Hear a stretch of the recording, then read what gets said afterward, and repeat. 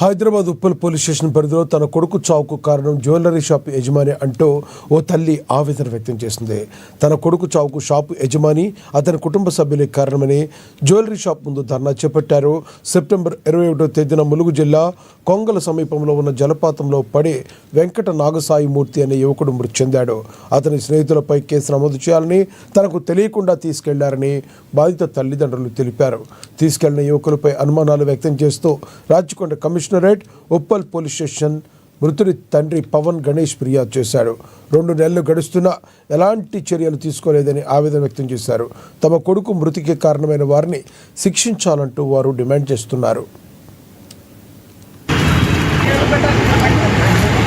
నేను పిటిషన్ ఇచ్చిన తర్వాత కూడా ఏ అనుమానం లేదని కేసు క్లోజ్ చేశారు.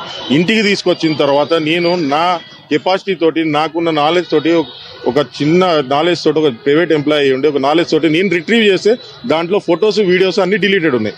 వాడికి ఏ ఉద్దేశం లేకపోయి ఉంటే 8 గంటలు వాడి దగ్గర ఫోన్ ఉంది. నా కొడుకు చనిపోయిన తర్వాత కూడా తీసుకెళ్లిన పిల్లగాడి దగ్గర ఏ ఉద్దేశం లేకపోయి ఉంటే నా కొడుకు ఫోన్లోంచి ఫోటోలు, వీడియోలు ఎందుకు డిలీట్ చేసాడు?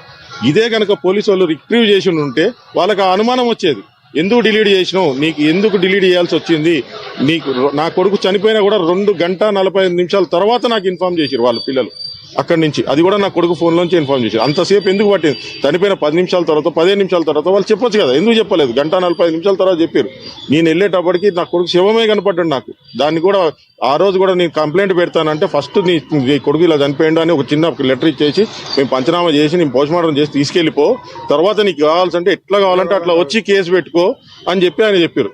ఆ ఉద్దేశంతో ఆ ఉన్న బాధలో మాకు అర్థం కాక సరే అని వాళ్ళే రాసిచ్చిన దాని మీద సంతకం పెట్టి నా కొడుకు శవాన్ని తెచ్చి వాళ్ళు చెప్పారు, మాది ఎక్కువ సేపు ఉంచితే నీ కొడుకు బాడీ డీడమ్డ్ అయిపోతుంది, మా దగ్గర ఐస్ క్యూబ్ బాక్సులు లేవు, ఏం లేవు ఈ ఊర్లో ఫెసిలిటీస్, నువ్వు కేసు పెడితే బాడీ ఇవ్వడానికి కుదరదు, తర్వాత వచ్చి కేసు పెట్టుకో అని క్లియర్గా ఆయన చెప్పిందందుకు నేను తీసుకొని వెళ్ళిన. ఆ రోజు బాడీ తీసుకొని వెళ్ళి తర్వాత 6 రోజుల తర్వాత నేను మళ్ళీ వెళ్ళి ఎస్పీ గారికి పిటిషన్ ఇచ్చి వచ్చిన. ఆయన ఏఎస్పీ గారికి డైవర్ట్ చేసి ఏఎస్పీ గారు అరగంట సేపు మేము చెప్పిందని విన్నారు.